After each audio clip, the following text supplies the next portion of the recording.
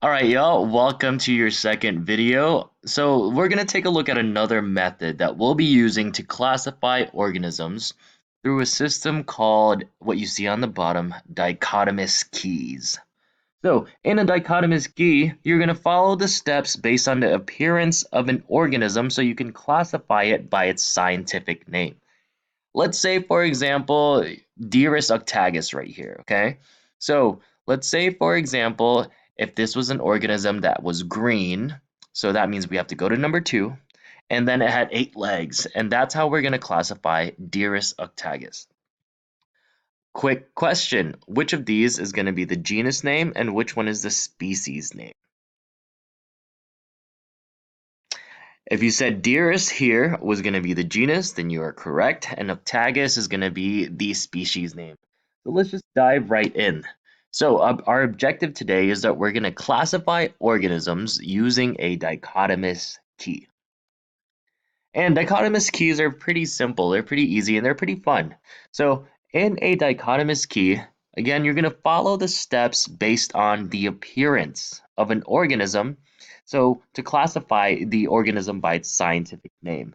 Again, binomial nomenclature, what two names are we going to be using? Exactly, the genus and species name. So let's take a look at this owl here, Mr. Owl, for example. So notice that they have 3 different birds here, but we'll just start with Mr. Owl.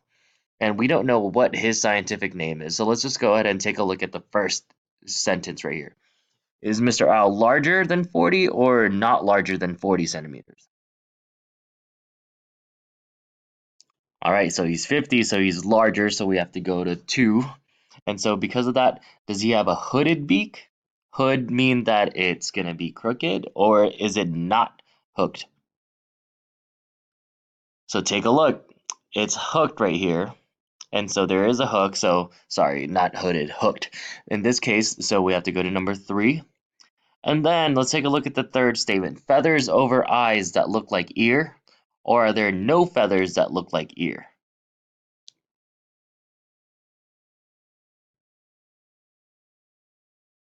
All right, so the feathers over the eyes do look like ears, and so in this case, here we can classify the bird as Buboburgianus.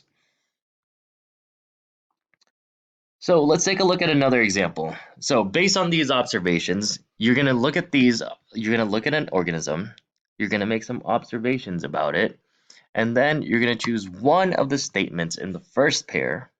And each statement is either going to lead you to the name of the organism or to another set of statements. So by working through an entire set of statements, you, as a taxonomist, can identify the organism. So now it's your turn. Take a look at this animal right here, starting with number 1. Is it solid coat or not solid coat? All right, based on that, go to the next one. Pause this video now, and then write down your answer on your notes.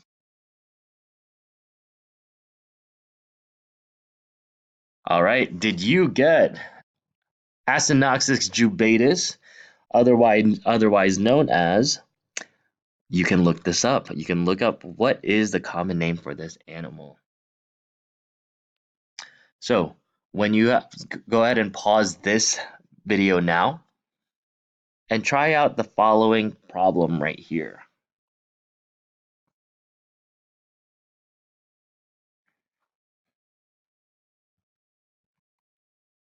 All right, go ahead and check to see your answers.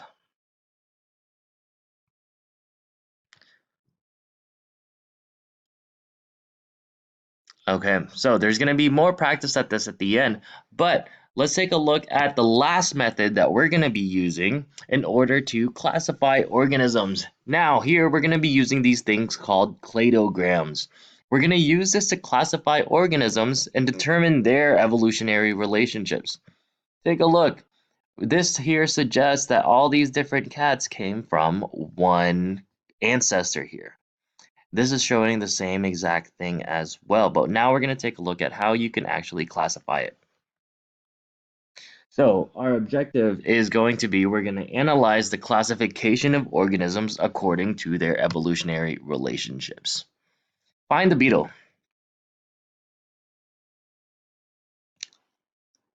The beetle's right here.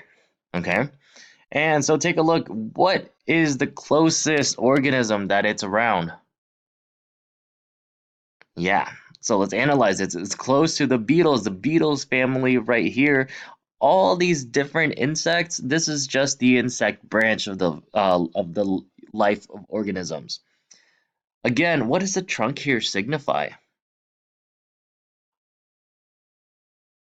If you're thinking that all these organisms are somewhat related to an old ancestor through evolution, then you're correct. So, how do you read a phylogenetic tree or a cladogram? It's pretty simple. Let's take a look. Step one. So, the step one in the phylogenetic tree is that the tree shows evolutionary relationships. And then we can use this tree to determine how closely related organisms are. Step two, the bottom of the trunk or wherever it begins, that represents the oldest, most ancient ancestor or organism. From that old ancestor, each branch represents a new species, branching off into different species right here. And then branches within a branch, like right here, represents a closer common ancestor. So in this case, genus 3 and genus 4, they are the most related right here because this ancestor at this very point was who they were the most common with. Go ahead and pause this video and work on the second step of your analyzing a phylogenetic tree on your notes.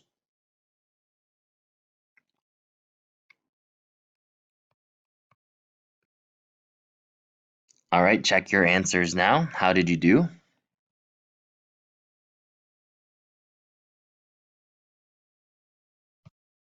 Lastly, we're going to take a look at how to analyze a cladogram. So, cladograms are similar to phylogenetic trees in that they determine relationships between organisms, but the only difference is that cladograms are going to include traits. These tick marks right here showed how organisms have developed certain traits. So, let's take a look at how to read this.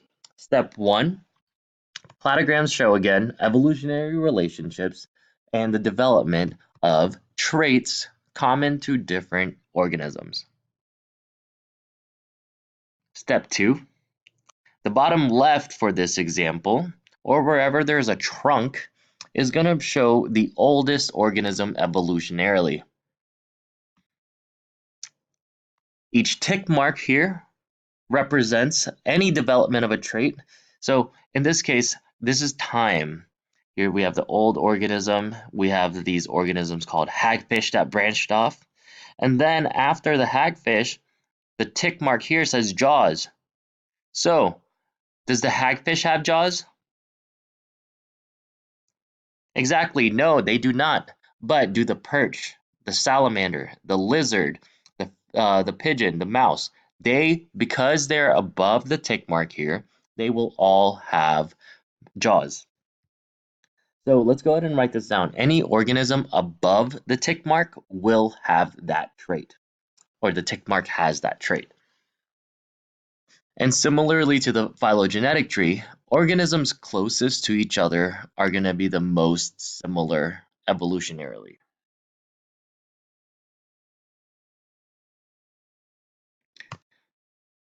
So find the sheet with the same cladogram on the screen that says Station 1.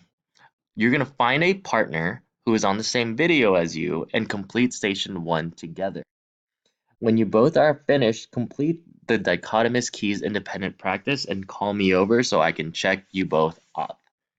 And if you have any questions, just call me over.